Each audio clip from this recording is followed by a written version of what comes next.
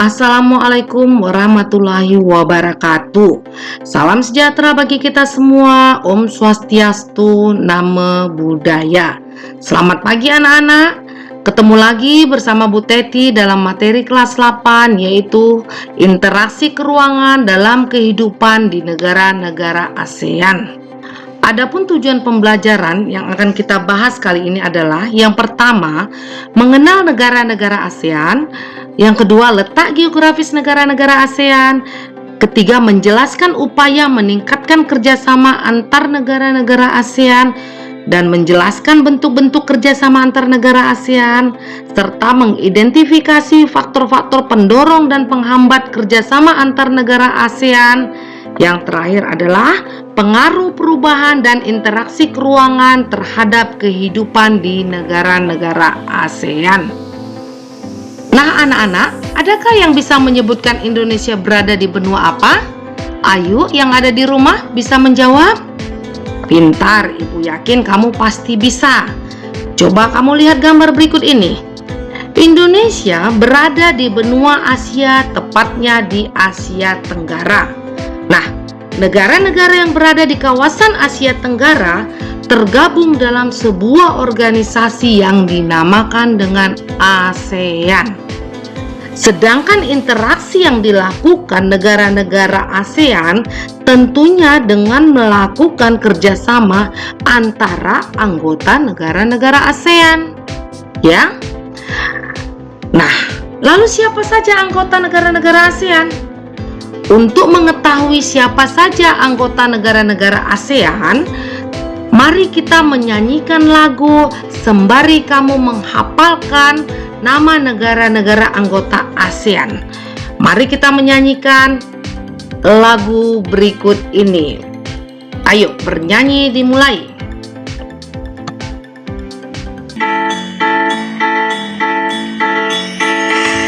Ada 10 negara yang masuk ke ASEAN.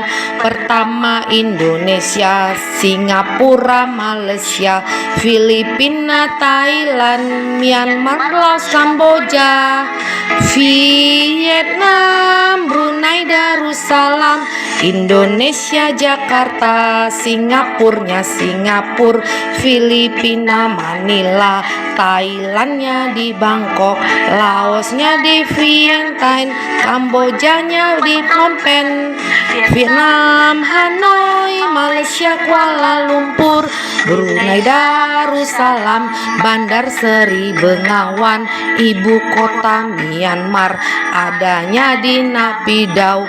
Mari kita menghafal negara di ASEAN. Mari belajar mata uang. Indonesia rupiah, Singapura dolar Singapura, Thailand baht Thailand, Malaysia ringgit Malaysia, Filipinanya peso, dolarnya dolar Brunei, Kamboja mata uangnya riel, mata uang kip, Vietnam mata uang dong, Myanmar mata uang kites. Itu negara Asia.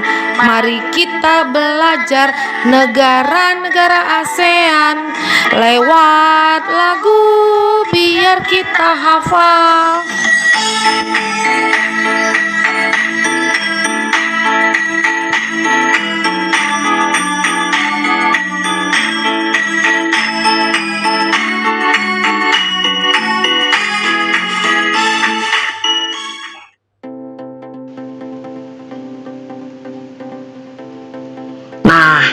Dengan menyanyikan lagu tersebut, Ibu harapkan kamu bisa menghafal nama negara-negara anggota ASEAN ya. Berikutnya kita mulai yang pertama, mengenal negara ASEAN. ASEAN merupakan organisasi yang beranggotakan negara-negara di kawasan Asia Tenggara. ASEAN pada awalnya diprakarsai oleh 5 negara, yaitu Indonesia, Malaysia, Filipina, Singapura, dan Thailand. Ya. Saat ini ASEAN beranggotakan 10 negara, yaitu Indonesia, Malaysia, Filipina, Singapura, Thailand, Brunei Darussalam, Vietnam, Laos, Myanmar, dan Kamboja. Sedangkan ASEAN itu sendiri berdiri pada tanggal 8 Agustus 1967 di Bangkok, Thailand. Ya. Lalu, bagaimana dengan letak geografis negara-negara ASEAN? Berdasarkan letak geografis, ASEAN terletak di antara dua samudra, yaitu Samudra Pasifik dan Samudra Hindia. Kemudian terletak di antara dua benua, yaitu benua Asia dan benua Australia. Nah, bagaimana dengan letak koordinat negara ASEAN? Letak koordinat adalah titik yang berpedoman pada garis lintang dan garis bujur suatu daerah pada peta. Letak koordinat sering juga disebut dengan letak astronomis, ya.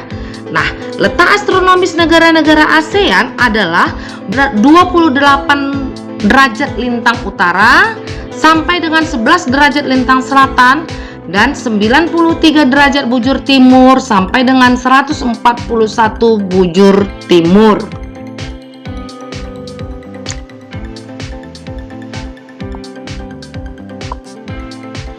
Lalu, apakah yang dimaksud interaksi antar negara-negara ASEAN? Interaksi negara-negara ASEAN adalah kerjasama antara negara-negara di kawasan Asia Tenggara dalam bidang sosial, ekonomi, politik, pendidikan, dan bidang lainnya. Ya. Bagaimana pengaruh kerjasama terhadap kehidupan di negara ASEAN? Yang pertama adalah negara-negara di kawasan Asia Tenggara sepakat akan membentuk pasar tunggal. Pasar tunggal ini dikenal dengan sebutan Masyarakat Ekonomi ASEAN atau MEA. Yang kedua adalah dengan adanya MEA, suatu negara dapat menjual barang dan jasa ke negara anggota ASEAN dengan lebih mudah.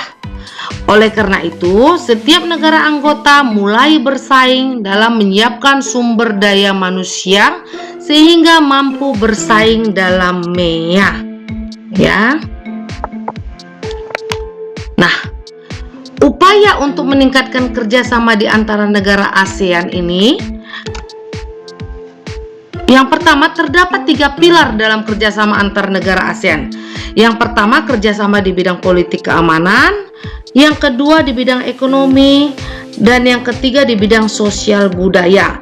Nah, di bidang sosial budaya, masyarakat ASEAN dapat bersama-sama mengatasi berbagai tantangan di bidang kependudukan, kemiskinan, ketenaga kerjaan, dan kesejahteraan masyarakat. Dan negara-negara ASEAN berkomitmen meningkatkan kualitas sumber daya di bidang pendidikan, ilmu pengetahuan, teknologi, dan lingkungan hidup. Yang kedua, guna meningkatkan kerjasama di antara anggota, diperlukan dorongan dari sesama anggota ASEAN. Yaitu berupa kekompakan, konsistensi, keterbukaan, persatuan, dan kesetiakawanan sosial. Bagaimana dengan bentuk kerjasama anggota ASEAN? Yang pertama, kerjasama di bidang sosial budaya bertujuan untuk menciptakan kerukunan dan kemajuan bersama antar anggota. Sedangkan yang kedua, kerjasama di bidang politik dan keamanan bertujuan untuk menciptakan keamanan, stabilitas, dan perdamaian di kawasan Asia Tenggara. Sedangkan yang ketiga adalah kerjasama di bidang pendidikan bertujuan untuk meningkatkan kualitas pendidikan di kawasan Asia Tenggara dan daya saing internasional.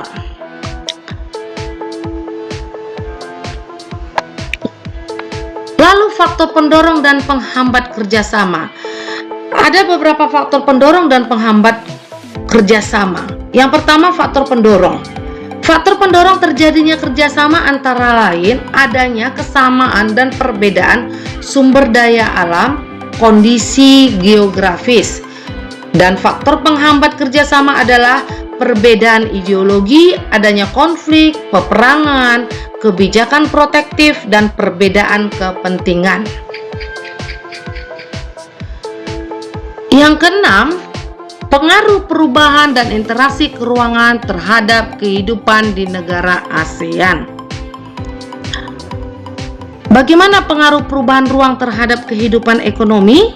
Dengan adanya masyarakat ekonomi ASEAN, maka negara-negara anggota ASEAN mulai menerapkan perdagangan bebas di kawasan Asia yang disebut dengan AFTA atau ASEAN Free Trade Area sebagai upaya membangun kehidupan ekonomi di ASEAN. AFTA akan menjadikan kegiatan ekonomi lebih meluas karena kegiatan produksi suatu negara ASEAN bisa dengan mudah dilakukan dan dipasarkan di negara lain dalam lingkup ASEAN. Ya. Sedangkan Indonesia adalah pelaku impor dan ekspor. Bagaimana pengaruh perkembangan ilmu teknologi terhadap perubahan ruang? Kemudahan dalam melakukan aktivitas dalam kehidupan sehari-hari tidak lepas dari perkembangan iptek. Jenis teknologi yang dimaksud adalah teknologi transportasi dan komunikasi. Coba kita lihat gambar berikut ini. Ya, perkembangan teknologi transportasi juga dapat memperpendek jarak dan waktu yang dibutuhkan untuk mendistribusikan barang dan jasa sampai ke tangan konsumen melalui distributor. Lautan tidak menjadi penghalang untuk mendistribusikan barang dan jasa. Kemudahan inilah yang menguntungkan pelaku kegiatan ekonomi, sehingga pelaku kegiatan ekonomi bisa mendapat keuntungan yang lebih besar lagi. Ya, kamu lihat dengan transportasi modern yang ada pada saat ini. Berikutnya, perubahan ruang dan interaksi antar ruang akibat faktor alam. Yang dimaksud dengan perubahan ruang dan interaksi antar ruang akibat faktor alam adalah iklim, geologi, dan faktor sumber daya. Sebagian besar wilayah negara ASEAN dipengaruhi oleh iklim, matahari, muson, dan iklim fisis. Coba kamu lihat gambar berikut ini. Iklim dapat mempengaruhi perubahan ruang dan interaksi antar ruang. Contoh, jika suatu daerah mengalami kekeringan cukup lama atau musim kemarau, akibatnya tanah akan kekurangan air. Tentu akan membuat para petani tidak bisa bertani ataupun berkebun. Hal inilah yang akan mendorong terjadinya interaksi antar ruang, di mana akan ada warga yang pindah ke tempat yang lebih baik atau membeli kebutuhan yang diperlukan di daerah atau di negara lainnya. Sedangkan negara ASEAN, pola angin bergantian setiap setengah tahun. Angin muson timur dan angin muson barat yang menyebabkan terjadinya kemarau dan musim hujan yang sama. Kondisi iklim yang sama inilah membuat negara-negara di ASEAN bekerja sama bahu-membahu untuk saling membantu. Kamu perhatikan pergerakan angin muson timur dan angin muson barat pada gambar ini. Lalu pengaruh konvensi lahan pertanian ke industri dan pemukiman terhadap perubahan ruang dan interaksi antar ruang. Konvensi lahan ini meliputi konvensi lahan pertanian menjadi lahan industri dan lahan pemukiman. Perubahan yang paling banyak di Asia adalah alih fungsi lahan. Tidak sedikit daerah di Asia yang berubah menjadi perkotaan. Maka dari itu, perubahan tersebut mendorong terjadinya interaksi antar ruang dalam bentuk perpindahan penduduk dari desa ke kota. Nah, anak-anak, setelah kamu mendengarkan penjelasan, mari kerjakan latihan tugas berikut ini ya. Ada 5 tugas yang ibu berikan, silakan kamu kerjakan di buku tulismu. Baiklah, materi kita pada hari ini ibu akhiri. Terima kasih. Wassalamualaikum warahmatullahi wabarakatuh. Tetap jaga protokol kesehatan 3M, memakai masker, mencuci tangan, dan menjaga jarak. Terima kasih.